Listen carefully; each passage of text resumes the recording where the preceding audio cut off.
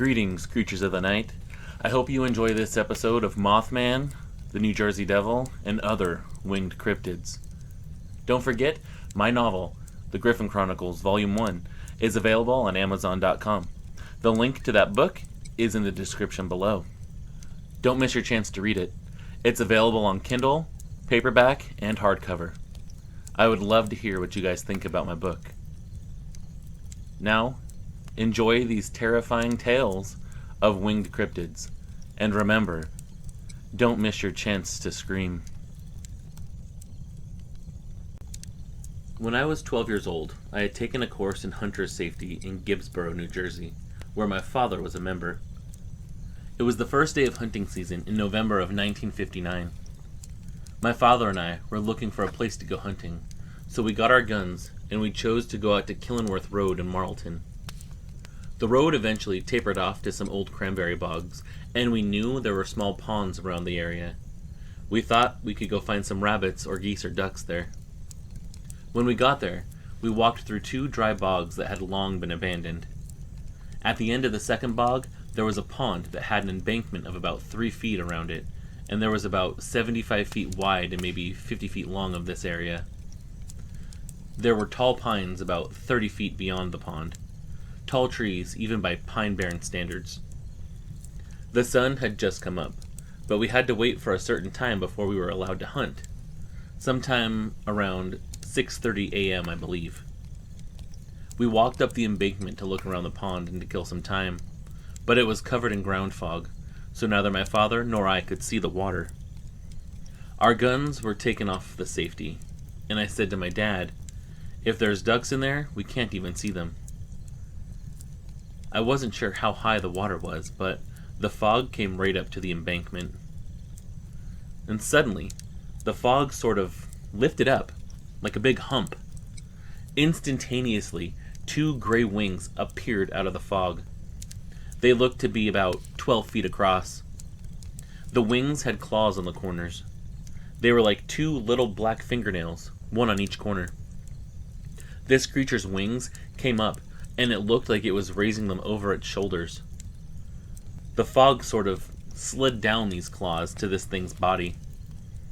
The body was low, but the wings were now getting higher out of the water, and they looked an awful lot like bats' wings.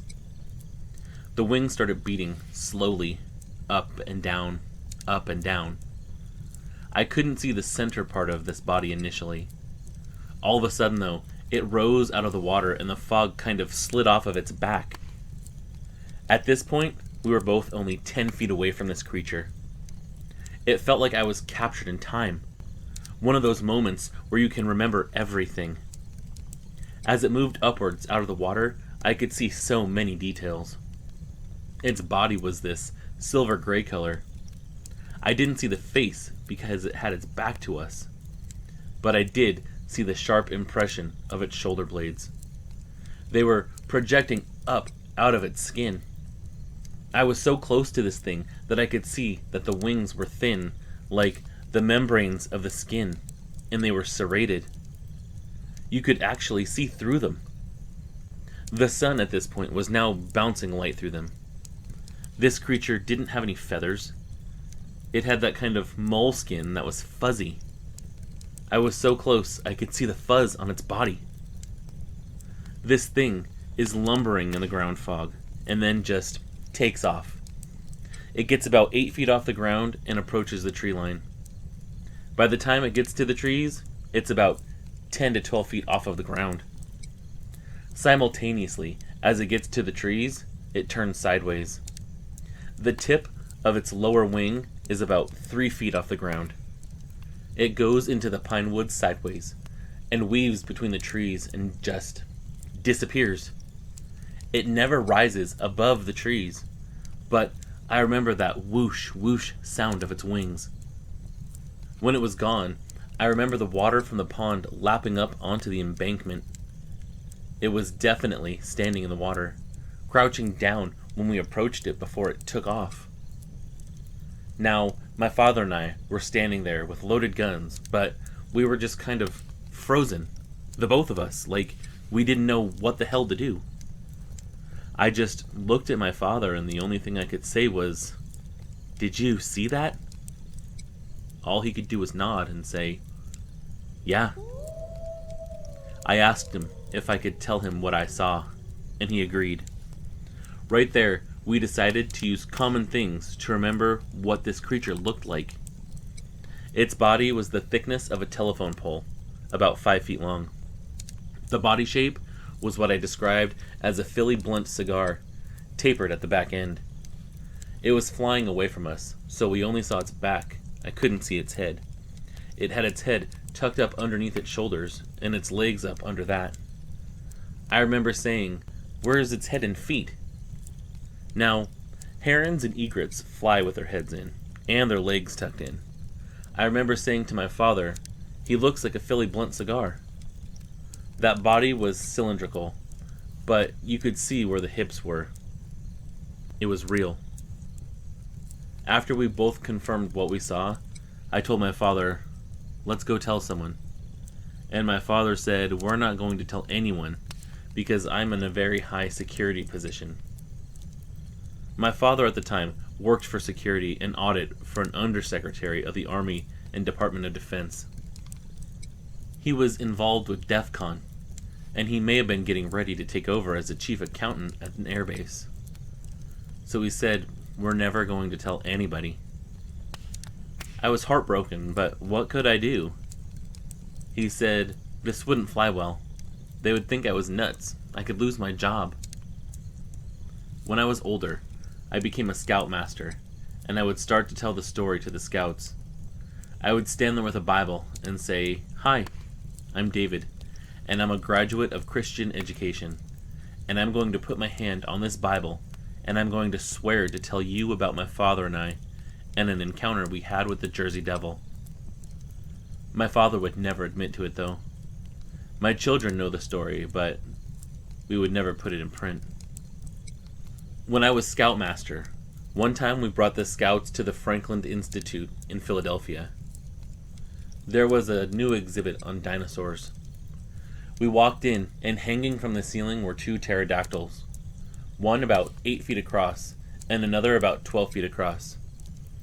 I looked up, froze, and said, "That's it! That's what I saw!" The other scout leader with me said, "What are you talking about?" And I said, "That's what I saw when I was 12 years old." I spoke with the curator there, and I told him my story. He started to shred everything about my story apart and challenged everything that I told him. The conversation started to get ugly, and I was starting to look like the village idiot. He was destroying everything I was telling him about what I saw, and he kept saying, "It had feathers, right?" And I kept saying no. So that was sort of the tone of the conversation. At the end, his tone changed, and he said, "I want to tell you something. I've been pretty rough on you, and I did it for a good reason. You have given me the clearest descriptive analysis of what the Jersey Devil really is. No one has ever come forth with a better explanation." He said it was consistent with what other people reported, but the details I gave him were the clearest details that he's ever heard. And then he said, "The only other question I have for you is, why didn't you call the Institute the next day? You could have called and not said your father's name. We would have had 300 people on the ground and in helicopters combing through that area in Burlington County, and I would have been one of them." All I could say was, I was just a kid and doing what my father told me. My father ended up waiting until he was 92 years old to tell his story. All those years, he refused to say anything. I guess he figured it was safe now. One of my customer's sons told me he had a senior research project and thought maybe my father would like to talk to him about it. He approached my father and said, "Mr. Marshall, your son has been telling his Jersey Devil story for years, and he said you were standing right there with him, and at some point you were going to talk about it. Would you mind if I interviewed you?" My father said, "Yeah, I think it's about time. I don't think I'll get in trouble now." The only difference between my story and my father's was the wingspan. He claimed it was the width of a street, maybe 16 to 18 feet wide. During the research project, I went back to the place with that student to show him where we saw it. In 1959, it was called Tomlinson Mill Road, but now it's divided between Kenilworth Road and Tomlinson Mill Road. There's still a few remnants of the cranberry bogs out there, but where I encountered the Jersey Devil was now a landfill and was fenced off, so we couldn't go any further. The research paper is now part of the permanent collection in Haddonfield High School, along with the interview tapes of my father. So is it true? Did I really see the Jersey Devil that day with my dad? I might never know, but what I do know is I believe it was the Jersey Devil.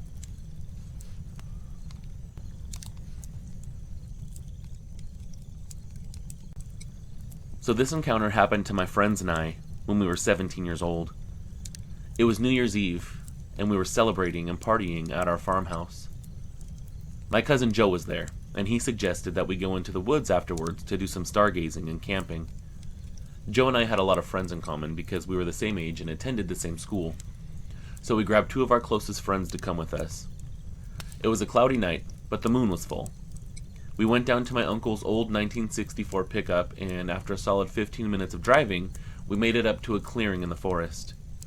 We set up camp there, taking out the equipment that we brought, and afterwards we spent a few hours just enjoying the sky and the good weather. The occasional stars between the clouds could be seen, but for the most part it was just cloudy, although it was still warm. We wrapped up everything and crawled into our tents. We only pitched 2 tents, so it was me and Joe in one and our 2 friends in the other. At about 5 o'clock in the morning, I heard this loud screeching sound coming from somewhere in the tree line. I peered out of my nylon tent, hoping to catch a glimpse of whatever it was making this noise, and I saw this creature. I can only describe it as something that you would see in some kind of sci-fi movie. What I saw made me want to soil myself. It was this large insect humanoid creature. It had this dark, unruly hair covering its entire body, and had 2 large compound eyes, and it was staring straight at us. This thing was man-size. I have no idea what it was. I looked back trying to wake my cousin, but he was already wide awake, and then the 2 of us made a break for the other tent. We found that tent open, and our friends already going to the truck, yelling at us to follow and get in. They were just as horrified as we were.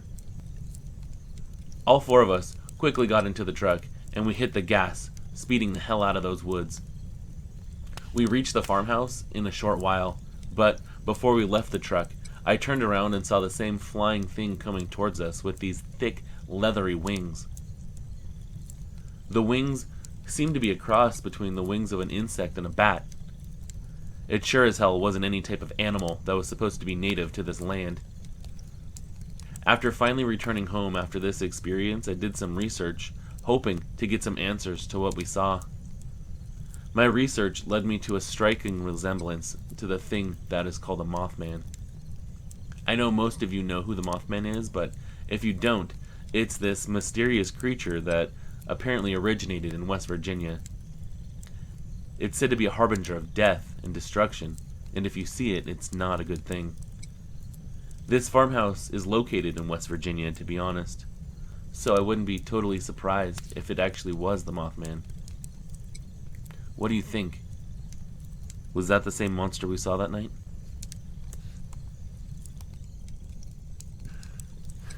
My family was always in a financial rut, especially after my mom passed away and my father moved to New Jersey with me and my sister. We always took work where we could find it, whether it was running a truck or cleaning some guy's house or working on the road. Our most common job was truck driving. My dad got a somewhat stable job from a family friend who owned a trucking company down in New York. It isn't there anymore, since it had to be relocated after a flood, but nonetheless, this job was the reason we had our encounter in the first place. You see, we'd move all kinds of shipments for our friend Saul. Shipments like food or metals, deliver truck parts, or even just do something as simple as take the trucks in for repairs when the mechanics weren't available to do it. We'd make $200 just for driving a couple of Mack trucks, so it was pretty good work, especially for someone my age.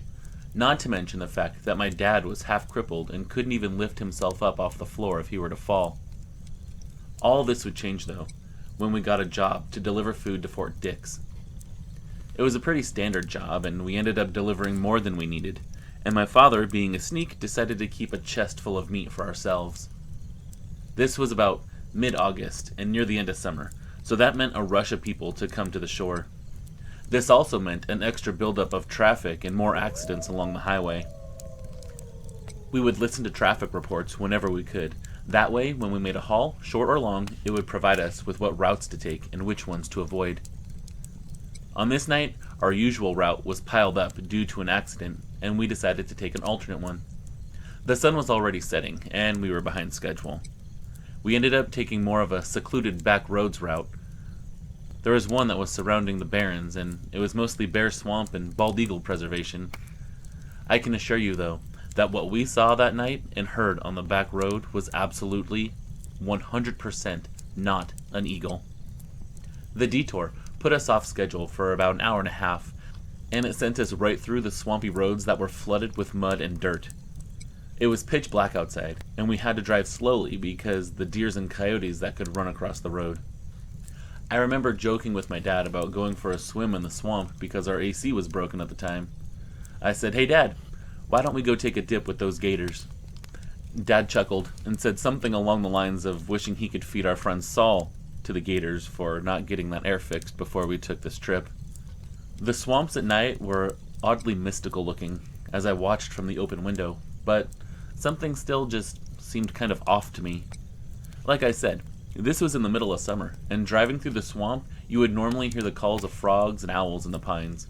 Granted, our truck was probably spooking most of those animals away, but at the same time, the noiselessness of that night was just completely out of place. Still though, I continued to enjoy the view, but then my body suddenly flung forwards against the dashboard as Dad slammed on the brakes. He hit the horn at the same time too. "What the hell?" I practically shouted at him. He looked at me and said there was a deer in the road, and a big one too. He told me we should come back here with my granddad and take it out next winter so we would have some food to eat.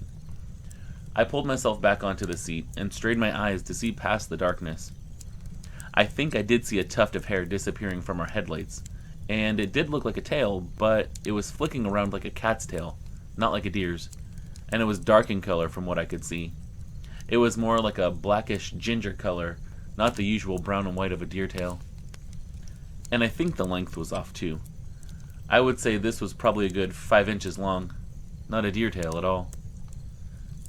About another 20 minutes later, we made it into the deeper part of this wooded area. We'd already passed the farmland, and now we were passing the old cabins and hillbilly hotels that were scattered in the woods like buckshot. Out here, it's not like a cul-de-sac in a suburban area.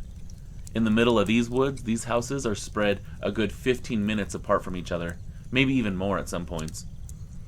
As we were making our way down this long winding path, praying not to get shot by some crazed redneck who thought we might be trespassing, the noise literally hit us, and it sounded like a metallic bang or something that landed right on the top of our truck. At first, we just thought it was a tree limb hitting the top of the truck. The truck was quite tall, and we were accustomed to it knocking off branches like this before, but whatever it was actually moving around on the top of the truck, and it sounded like rocks hitting metal. All you could hear was a crawling noise from whatever it was, and it sounded like it was just too tall to walk around underneath the branches and was crawling around on top of our cab. At this point, Dad stopped the truck, intending to exit the cabin and see what the commotion was for himself. But then came the most horrific thing I've ever seen in my entire life. It was an honest-to-God, real-life monster. It had dark ginger and black hair, like it was burned or something. It had a round snout like a donkey, but with a bulldog-like fang peeking from its lips. The claws looked like long fingers that ended in sharp, almost metallic-looking talons. It used these talons to scratch across our windshield. Hanging from each arm was a long flap of skin connected to its barrel-shaped chest. If I had to guess the length and width, I would say it was about as big as a professional basketball player, and probably around 200 pounds or more. Its eyes weren't glowing like most people would think, but the light of our cab did reflect them like cat's eyes. It had next to no ears, just a flat head except for two curled growths that were sticking out of its head like filed down antlers or something. It stared down at our truck. Its nose flared, and it exhaled deeply. Its breath fogged up the glass before it slithered back to the top of the cab, and that clinking noise started up again. It climbed over the truck, hitting the roof of the trailer with its tail. As it came up, it lashed around with the tail again, and it looked long and reptilian. It looked like gray lizard skin, to be honest, with a tuft of this mangy hair on the tip of it.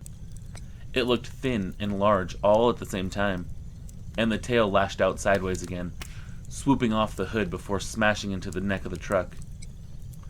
I've been in plenty of car accidents, and I can tell you honestly, when you're in a vehicle that's rocking back and forth on two wheels, that is definitely not a good thing.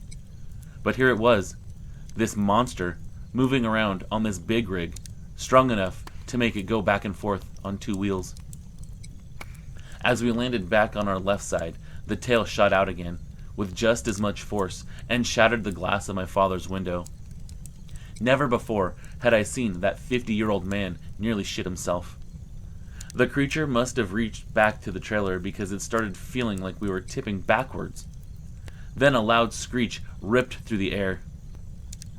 If you've ever heard a bat squeak, imagine that, but louder, drawn out, and amplified. Just as I was about to break down in panic, this loud ripping noise could be heard, followed by a series of loud clinks as its claws dug through the back of the truck. The noises were behind us, and they followed with the truck jerking violently back and forth again. Then there was a lurch as it climbed down, and finally the sounds of branches snapping, and the quick fading flapping sounds of wings. To me, it sounded like this encounter was finally over. But we still sat there in silence. We were too scared to death. Our truck was in ruin. It was just sitting there in the open. We didn't know what to do. We sat there as we stared in the dimly lit dirt path, not sure of what even happened. I was half expecting this thing to return. I was still not believing that it actually happened to us. After about 10 minutes or so, sitting in cold sweat, we started the engine and drove to the yard, which was still another 2 hours from where we were. The entire way, we were completely silent. Usually, we would talk the entire time about whatever we could think of. But I think at this point we were just both in shock and couldn't think of anything to say, or couldn't muster the strength or courage to even talk. When we got there, we told Saul about the dragon that we saw, and he quickly wrote it off as backwoods freaks trying to rob us for our food. We did discover a whole crate was busted open, and the lock and the door were also hanging off by a hinge. Growing up in New Jersey, you always hear stories about the Jersey Devil and the old legends of the Leeds family, but almost nobody believes them anymore. I mean, everybody just thinks they're stories and nothing else at this point in time, right? No, not right. That night, looking into the snorting nostrils and hearing that blood-curdling scream, I was convinced 100%, without a shadow of a doubt, that the Jersey Devil is no myth at all. That thing is out there. Who the hell knows what else is out there? We've never gone down that road again, and we try to stay out of the swamps as much as possible, especially at night, because that thing attacked the truck, I believe, to get the meat that was in the back. Had the meat not been there, I don't know if my dad and myself would have been its meal. I shiver at the thought. I don't ever want to see it again. It changes you when you see something like that. People say fear the woods, fear the dark. I say fear the swamp just as much. This incident happened in the spring of 2012 on a nice sunny day at about 3 o'clock in the afternoon while I was in the car with my boyfriend and my mother. I was 20 years old at the time. We were coming back from the grocery store, and the road we would often take was in the country and had some sharp turns along the way. As we pulled off the busier road onto this road, we got about half a mile down, where the first sharp turn is located. There's a large field located diagonally from our position in the street, and the property has about 2 or 3 acres, and it's directly in front of us. This property has tons of trees and thorny bushes, and a home, but it's pushed way back on the property. As we begin to take this sharp turn to the left, I see out of the corner of my eye from my position in the front passenger seat that something black is coming up on us extremely fast. Before I even have time to look and see what it is, this black mass is to the right of us in the brushy wood. It seemingly slowed its pace down to match the speed of our car, and it was emitting no noise whatsoever. Even stranger was that it didn't maneuver through the wooded area to avoid branches. It simply kept on going in a straight line, going about the speed of our vehicle, which was at that point roughly 25 to 30 miles per hour. At this point, my mother and I were both freaking the hell out, but my boyfriend was too preoccupied with his video game to look up from the back seat in the window. I tried to discern any distinguishable features from this thing, but from what I could tell, the creature looked to be around 6.5 to 7 feet long. It was black as night with a bulbous portion at the front, which I guess I can presume was the head. I never saw any eyes, or a beak, or claws. Nothing like that. It did have what looked to be tattered black material flowing at the end, which almost looked like ripped up trash bags, but it didn't have that plastic shine to them that all trash bags normally have. As we kept driving, about 50 to 70 feet past the start of the wood, there was a sudden end to the wood, where the next property began. At this point, this flying thing, whatever the hell it was still moving soundlessly, and it made a sharp 90-degree turn away from us and disappeared completely. I remember feeling so frightened and paranoid from encountering this thing that I wouldn't even go outside alone. We lived in the country, with no streetlights or floodlights or anything coming from the house to light up the property at night, and we lived in a large wooded area. That feeling of paranoia lasted over a week. Some people have tried to tell me that it was just a species of large owl that I saw, or even some type of large hawk. I just can't accept that. I've been ridiculed for thinking that it's anything other than normal, but with my history of paranormal experiences, I know that this was something likely not of this world. I even went to a cryptozoologist trying to figure out what the hell that I saw, but they didn't even know what was going on. They guessed it might have been something called a witchbird. I read about them after that. They're these things that are supposed to bring misfortune to you if you have an encounter. What do you think it was? My name is Kim. I'm a 44-year-old man from West Virginia, born and raised here. My family has a good-sized chunk of land that's been in our family since my grandpa purchased it back in the 40s. We see all kinds of wildlife on the grounds here. Boars, feral pigs, deer, bobcat, you get the idea. But none of them cause trouble like the coyotes. They're always picking something off, and that's actually how this encounter even started. We were having trouble with them again, and I went out to take care of business one night in 2012. I was hunting on my property around 8 p.m. I was out there trying to find any traces of them, even though I knew I probably wouldn't find them at all. I was just over this hill about a mile from our house when I saw the carcass of a boar. I walked up to it and examined it, looking for signs that it could have been the coyotes. But the thing was, the wounds on this thing were strange. They were kind of a circular pattern, not your typical kill signs of any predatory animals around my area. And the other thing was the boar wasn't eaten. It looked like it was attacked and killed, but there was not a bite on the thing. There was no true marks on it except for the spot on the neck where it was killed. For whatever reason, this actually unnerved me. The sight of this animal laying here, with its perfectly good meat, just rotting away, just didn't sit right with me. And I couldn't identify the killer. I got down on my hands and knees to get a closer look at the kill. It was already in rigor, so it wasn't too fresh of a kill, which just perplexed me even more because any predatory animal or scavenger had ample time to come and feast on this thing, but still, nothing touched it.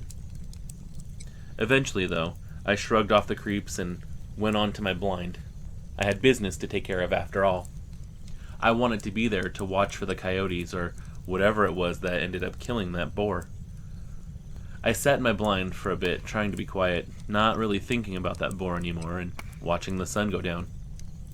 I knew if I was gonna see the coyotes, it wouldn't be till after dark anyway, and I had a day-night scope on my rifle. I'd look around every once in a while, but didn't see anything up until this point. After a while, I see this deer run out of the forest like the hounds of hell were chasing it, and then this, I don't know, thing glides out of the trees and across the field. I'm telling you, as I'm sitting here typing this right now, that I've never seen anything like it before or since. It was out of this world. This thing swooped down on the boar and landed on 2 feet. I watched it from my scope with my jaw hanging open as it hunched over the carcass and started gnawing on it. I felt my throat tighten as I watched this creature that I had no idea what the hell it was. It sure as hell wasn't anything that comes from this world, though. Let me tell you that. I got a pretty good look at this thing because I was quiet and off in the distance, so I just watched it from my scope. I felt pretty comfortable since I was up in my blind, and I can describe this thing perfectly to you. It looked to be about 7 to 8 feet tall, humanoid in shape, but instead of arms it had wings, and we're talking big wings. The wingspan of this thing had to be at least 10 feet, but it also had these little claw-looking tips on the wings, and it was actually using those tips to grab the carcass of the boar. It didn't have a tail, and it didn't really look like it had a neck either, and apart from the wings, it was covered in fur, but unfortunately I couldn't tell you what color fur because at this point it was starting to get dark. There wasn't any defined markings or patterns to the coat either. It just looked dark to me. The mouth of this thing was uncanny though. It looked like the bottom teeth jutted out of its mouth, like one of those bulldogs that you see with an underbite. It had nostrils, but no snout. The eyes on this thing were as big as tennis balls, and they flared up in my scope. It looked to me like this thing was nocturnal. I think this creature hunted in the dark, just judging by how big the eyes were. And I decided right then and there that I had to get rid of this creature one way or another. I mean, I had kids to worry about, and I wasn't going to let this thing hurt my children. I knew what I had to do. I got into my sights again and took aim. I said a silent prayer to myself, hoping that I wouldn't just piss it off and have it retaliate. And then I pulled my trigger. I know I hit it because it arched up and made the worst god-awful scream that I've ever heard in my entire life. It sounded like a cougar in heat, but out of this world. It was like this shriek was amplified and, hell, maybe even evil. I'm not really sure how to describe it, but it was this scream that I've heard so many times since then. Of course, not in reality, but in my head when I think back on it, or my dreams when I have nightmares. Honestly, I don't think I did anything more than hurt it though, because this creature stood upright on its legs and started to flap its wings. I could actually see the ground beneath it blowing around from the power of its wings. This thing caused a turbulence that just disrupted everything underneath it. It grabbed the boar with its feet and started flapping off the ground. I heard that terrible scream again as it flew away. It looked at me as it was flying over the tree line, and then it swooped down into the trees before it disappeared for good. I stood in that blind for a long time, just watching, waiting for it to come back, listening for that scream or the flutter of the wings, but I didn't see or hear any signs of it coming back. I stayed there for a second, just trying to come to terms with what it was that I saw. Because when you see something like that, I think it changes you, fundamentally. After a while, I climbed down and jogged back to my house. I told my wife what I just saw. I told the kids that they weren't allowed to go out after dark for the time being. And I went back to that area the next day. I tried to find any signs of the tussle from the night before, but I couldn't find any traces of blood or anything at all. I searched the trees for the boar, but I couldn't find any part of a carcass. And I went out every night after that for a solid month, making sure that that thing didn't come back. That was a decade ago now.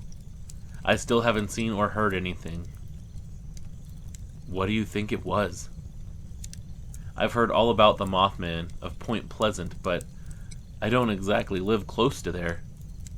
I guess it could have flown all the way to my property, but maybe it was just me being in the wrong place at the wrong time and seeing some creature that we don't know about. Maybe I ran into it for a reason. I don't know. Do you think it could have been the Mothman, or do you think it could have been something else entirely? This experience that I'm about to share with you happened to my parents before I was even born. They were out on a date for their anniversary, and towards the end of the night, they decided to stop at the town's local mall to walk around and kill some time. The way my mom described it to me is that they were just leaving through the Sears exit of the mall, making their way down to the now empty parking lot towards the car, when she started hearing this flapping sound that was gradually getting louder and louder behind her. For some reason, this made her become so overwhelmed with fear and this sense of dread that she instinctively dropped down right when this thing was over both of my parents' heads. She went on to mention that she was too panicked to look up. She couldn't get a look at what this thing was. But my dad saw exactly what it was. Still to this day, I don't know what the hell it was that they actually saw. But I do have some theories. My dad described it as a large white owl with a huge wingspan of about 8 feet. This thing would circle back and cackle as it flew overhead, darting down at both of them. My dad claims to know exactly what this thing was. It was a Lechuza, a Mexican shape-shifting witch that feeds off of the fear of its victims. He stood in front of my mom and began cursing and swearing at this thing. He was beyond pissed. He was hoping that his tone would chase this thing off because, according to Mexican folklore, swearing at this thing and showing that you aren't afraid of it is a surefire way to ward one off. Apparently it worked, and it gave him a chance to carry my distraught mom to the car and then haul ass.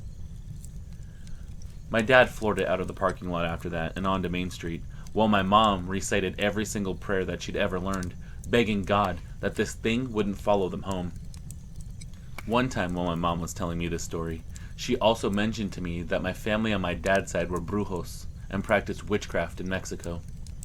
She told me once my dad walked in on my grandma, my 3 aunts, and their husbands gathered around a chalk pentagram, and there were black candles on every point of that pentagram. They always despised my mom for taking my dad away, I guess. My family just wanted him for themselves. Apparently, they hated my dad as much as they hated my mom for forsaking them and all other practices. To top that off, there were years of abuse that they would put him through as a boy. And both of my parents were convinced that it was his side of the family that sent the Lechuza on an attempt for their lives. My mom ended up passing away in the fall of 2015 while I was a junior in high school. On the night that she passed, there was a large spider on her wheelchair that was literally the size of an adult man's hand and blacker than night. Before I could get a chance to kill it, this thing disappeared into thin air right before my eyes. No joke. It didn't scurry off. It just dematerialized or some shit.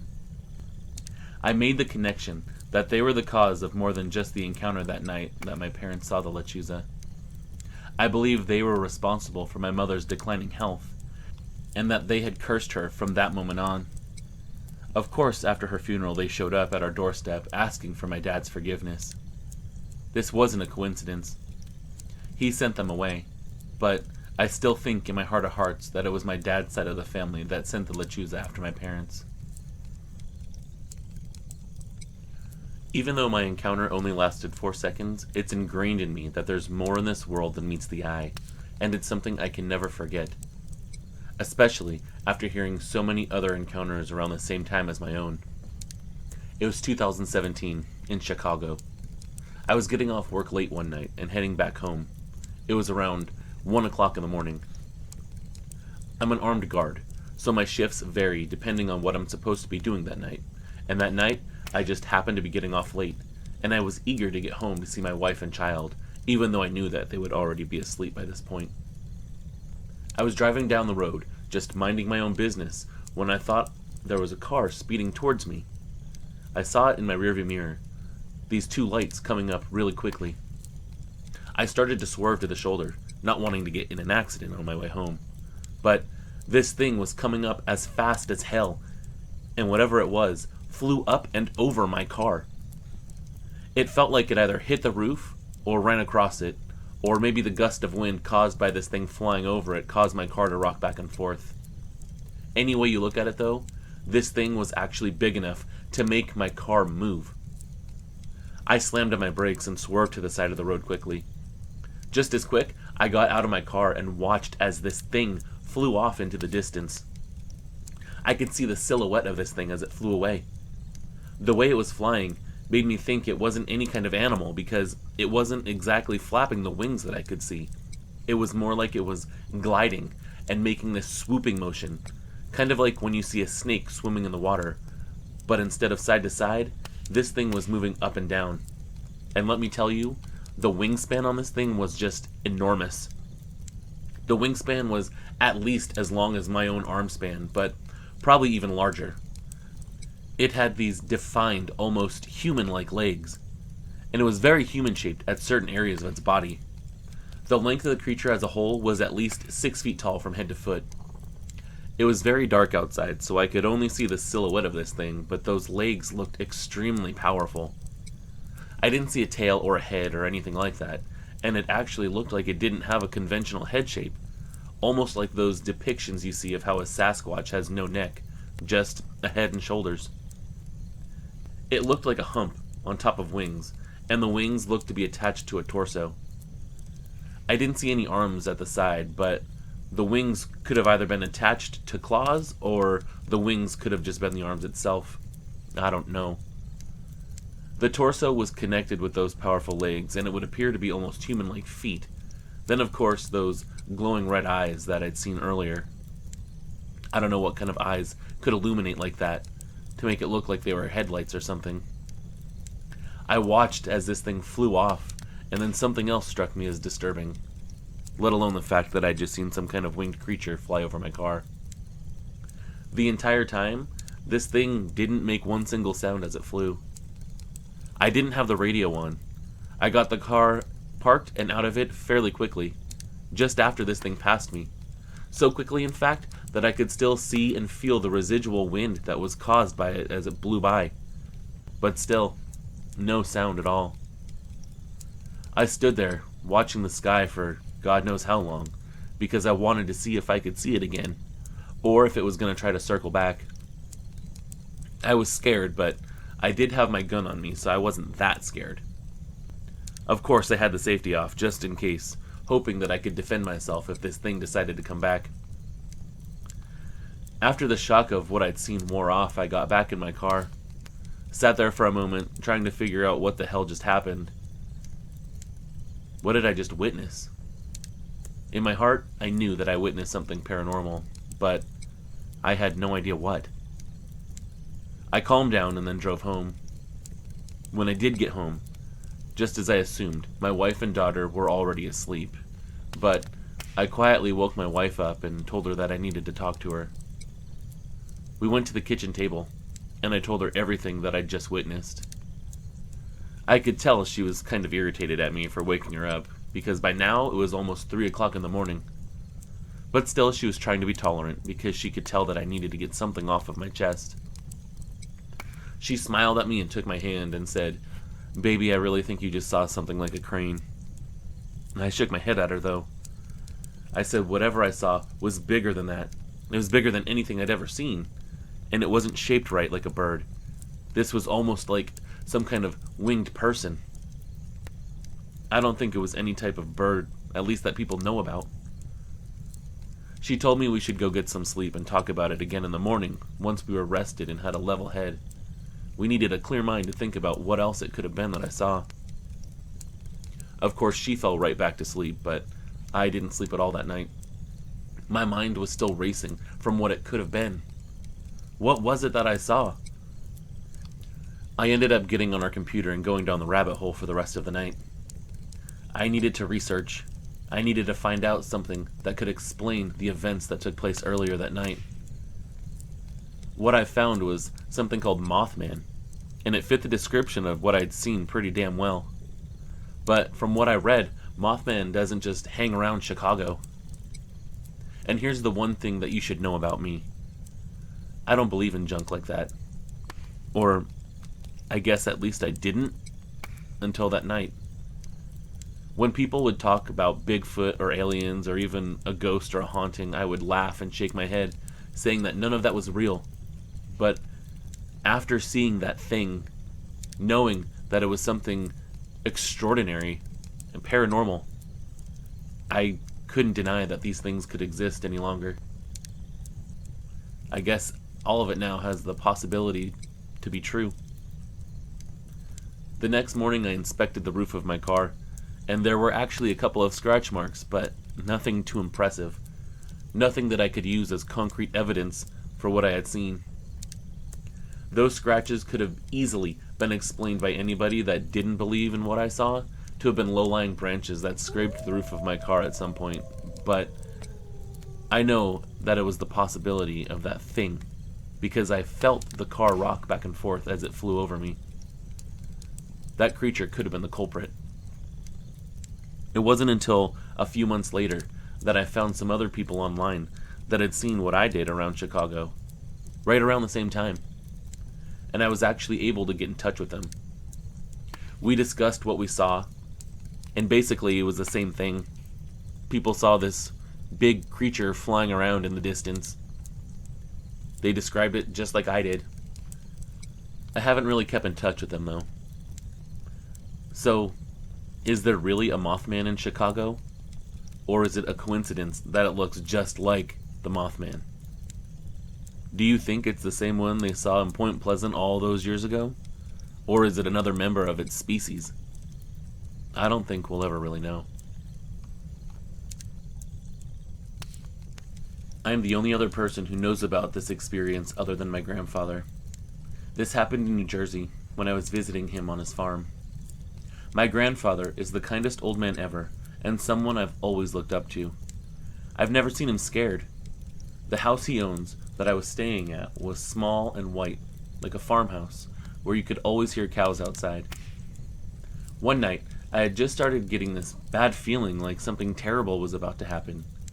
Even outside, everything just seemed strange, because the cows, which were usually quite talkative, were extremely quiet that night. I got out of bed with this sick feeling in my stomach and walked over to the window. There's one single light on the outside, and you can use it to see the cows nearby in the pasture. With this light on, they seemed to be standing still and staring at something that I couldn't see. At first, I was confused as to why they were acting this way, so I just started looking around for a little bit, hoping that I could catch a glimpse of whatever it was that was spooking them. But still, I didn't see anything though, so I decided to just go back to bed. I tried to shake off that feeling of nervousness, and eventually I dozed off, but I think it was only for a little bit, because about an hour or so later, this scream erupted from the night. It was a scream that I've never heard before. It was spine-tingling. I can't even really describe it other than not natural. Like something that you would hear in a monster movie or something. Whatever it was loud enough to wake my grandfather up too. He grabbed his rifle, and we went up to the living room and just stared out the window together, hoping to catch a glimpse of whatever it was that was making this noise. And then we saw this strange, massive creature that looked like a combination of a bat and a dog and a horse, all mixed up into one big, terrifying experience. It was sinking its teeth into one of the hides of the cow. My grandfather loaded his rifle, getting ready to fire at this thing through the window, and Another thing that just makes me realize that whatever this wasn't natural was this creature acted as if it knew what my grandfather was going to do, because this thing immediately turned around towards us and let out another one of those terrifying screams again. And then, before our eyes, these big bat-like wings thrust open, and this creature just propelled itself into the air. I'd never seen anything like that before or since. I think it was the Jersey Devil, just because of all the legends that I've heard around here. I know that all these people seeing this thing can't be lying or mistaking something else. This thing is not a hoax. This thing is real, and this thing is dangerous. It only took a couple of moments for this creature to disappear into the night sky because these wings were just so big and powerful. I looked at my grandfather. He looked panicked, a look that I'd never seen on him before. I asked him what was going on, but he didn't have an answer for me. And it wasn't even until the next day that he told me about the Jersey Devil. I tried not to believe him, but that was only at first. After seeing this thing and coming to terms with what we saw that night, it was hard to dispute what he was saying. He was really sincere about his story. He told me that he'd seen it before.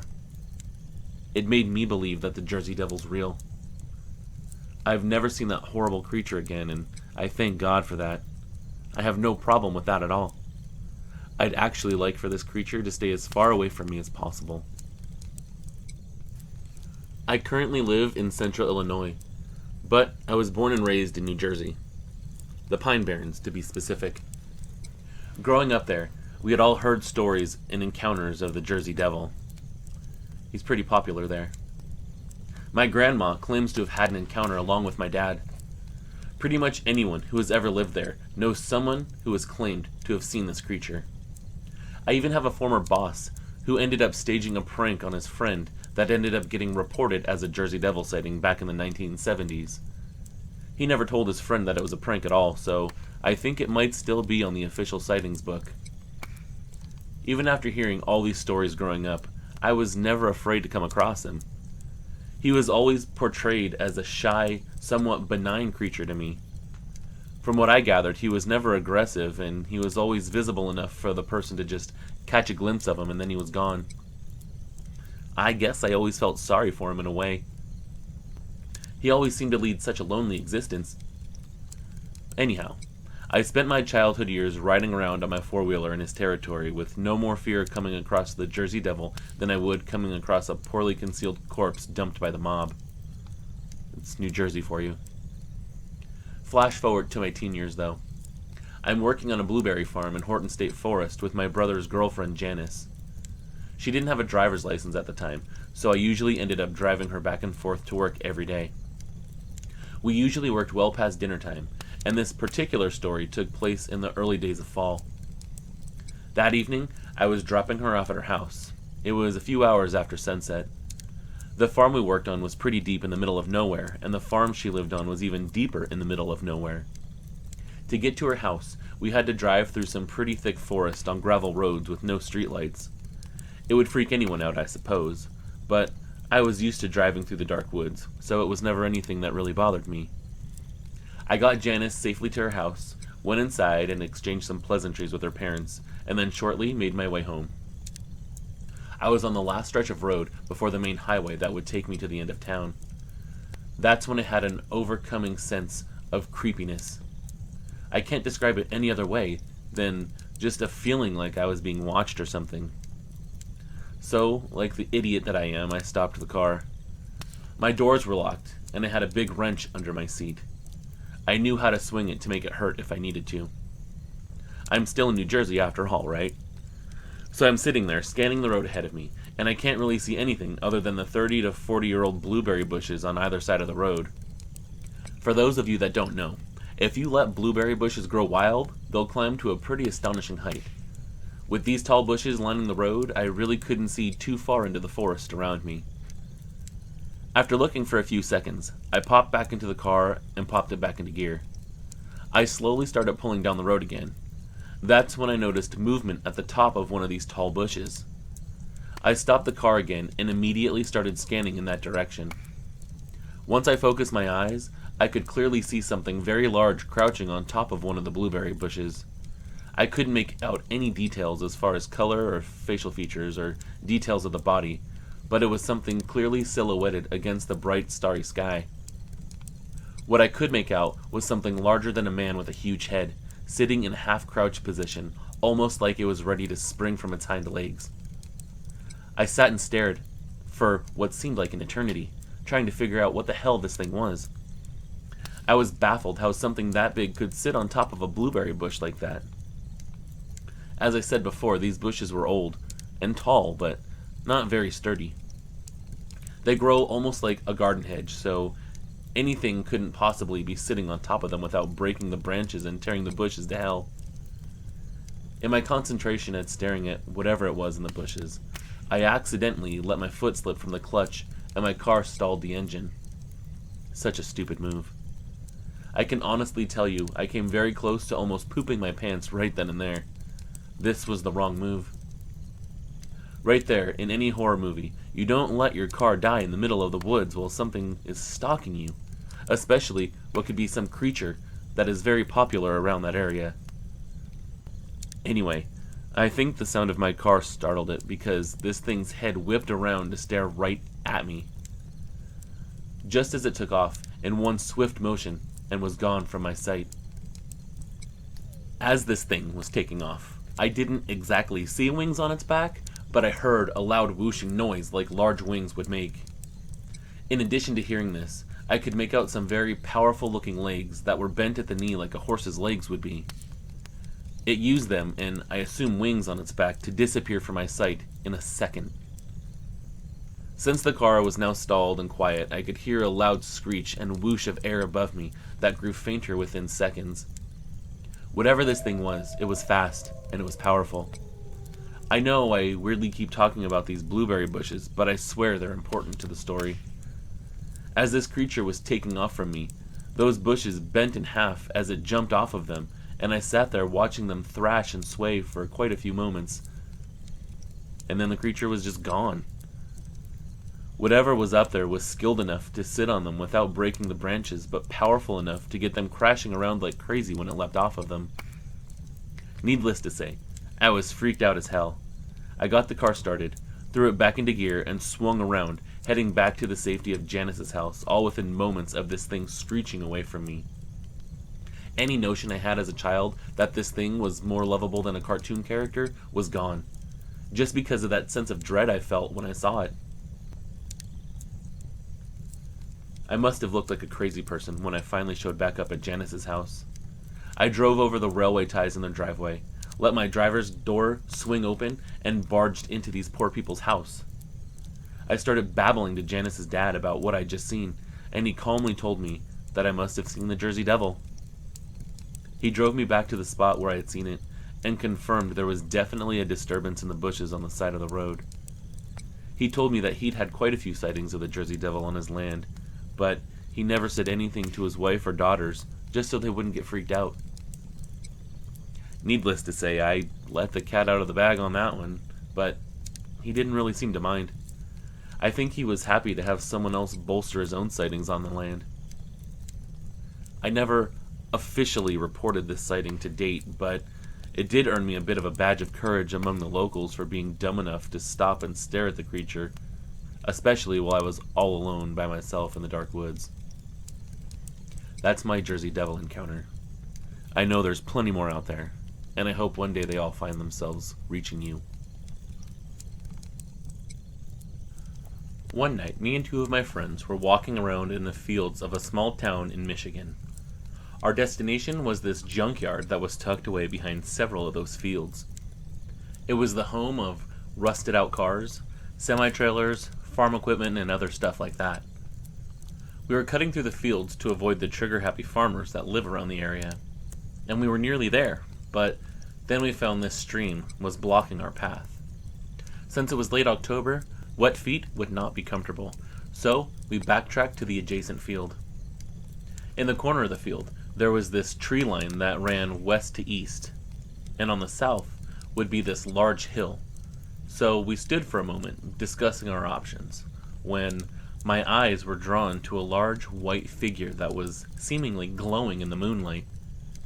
It was around 75 yards away, and I was staring at it when it moved. It was almost like this thing unfolded or something, and stood up to about 10 to 12 feet tall. It looked to me like it was a biped, but very skeleton-like.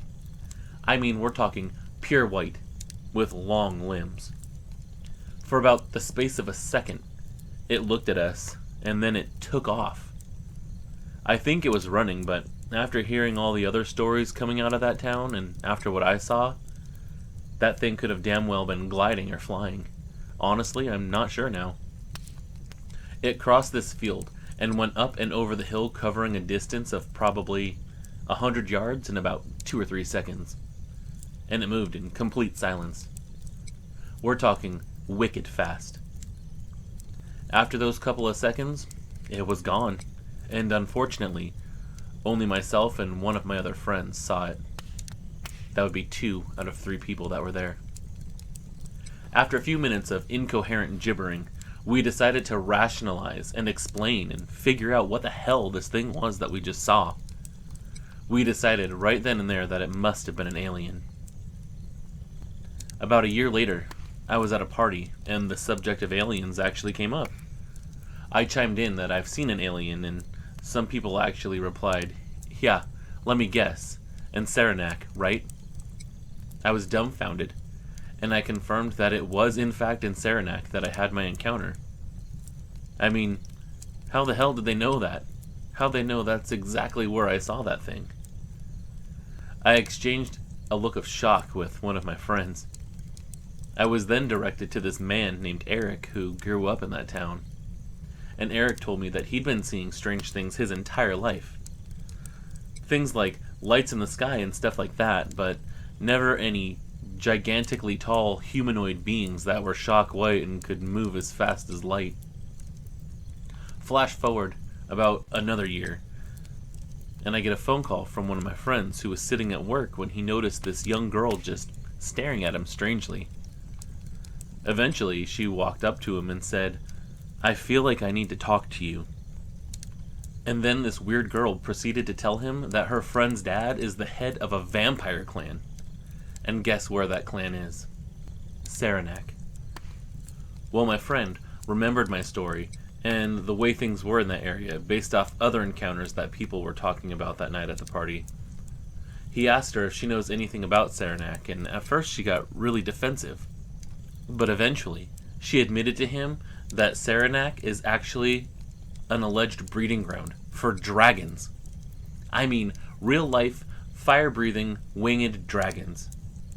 So to this day, I still don't know if it was a dragon I saw, or an alien, or hell, maybe even a vampire from that vampire clan.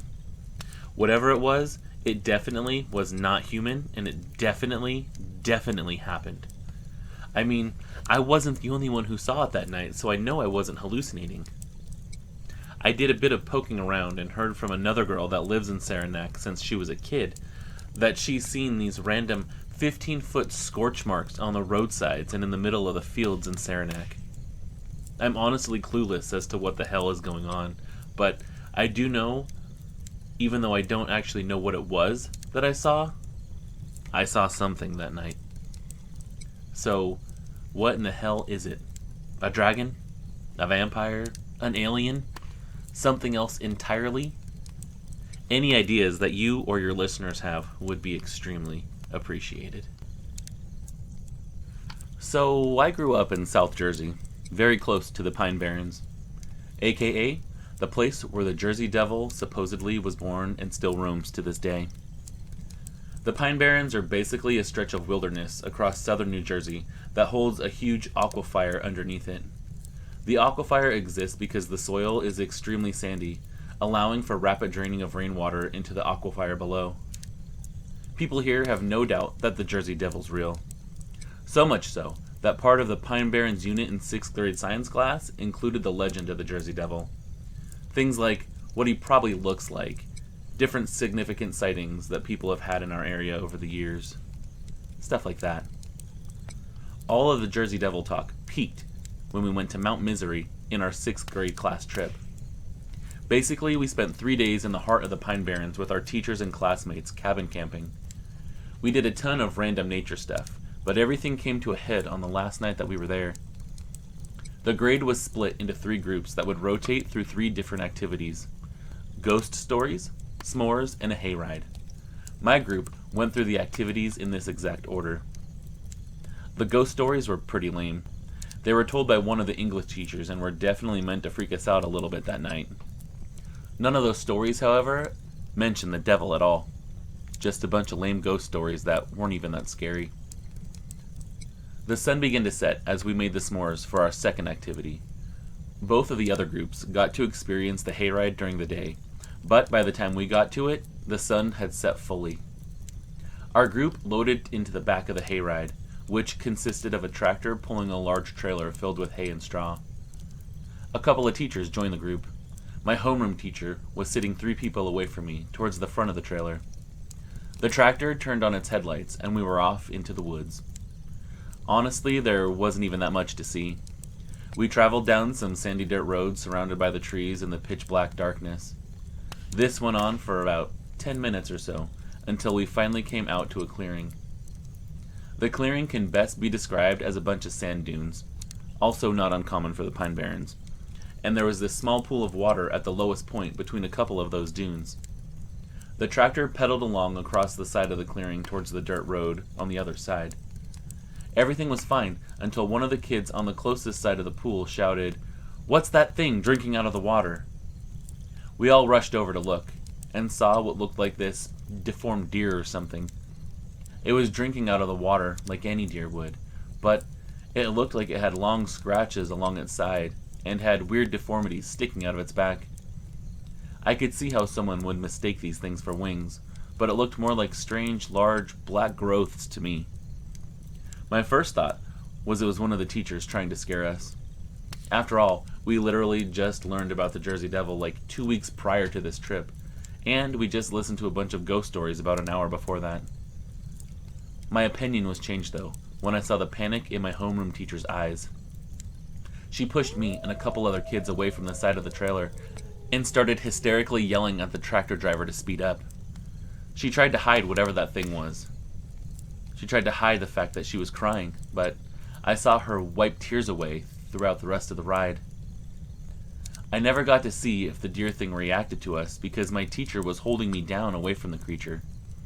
The driver of the tractor gunned it, and the teachers towards the back of the trailer frantically scanned the woods behind us with flashlights for the rest of the ride. They were honestly freaked out, and if it was a trick, they were damn good actors. When we got back to the camp, half of us rolled out of the trailer with laughter, thinking that surely this was a prank that the teachers put on for all of the groups. Right? But after talking to the other kids, we realized we were the only ones that saw this creature. After that encounter, I paid close attention to my teacher, and I saw her pull a couple of the other teachers aside, and they were exchanging frantic talk and looks that were just frightened. She told them all what we saw. It was at that point that I realized it wasn't a prank. My sister actually went on the same class trip 2 years later, and they didn't even do the hayride activity at all. I think everybody there was still too freaked out by what they saw. This happened years ago now, but I've never been able to shake that encounter. The closest thing I've seen was on this episode of Paranormal State when they tried to find the Jersey Devil themselves.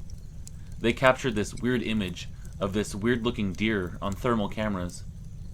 I don't know if it's the Jersey Devil, but they definitely saw the same messed-up-looking deer that I did. In 2007, I had an encounter with a giant bird, and since then, I've only come to describe it as a Thunderbird, because I don't know what the hell else it could be. It was on a 2-lane road, outside of Clendenin in West Virginia. It was a little after 8 a.m., and I was driving down this road. I suddenly had to hit hard on my brakes because in the middle of the road, only a few yards away, was this giant bird, and it looked like it was feeding on something. Although, I couldn't identify just exactly what this bird was eating. It was definitely roadkill, though. This bird made me stop and watch in awe at just how gigantic this thing was.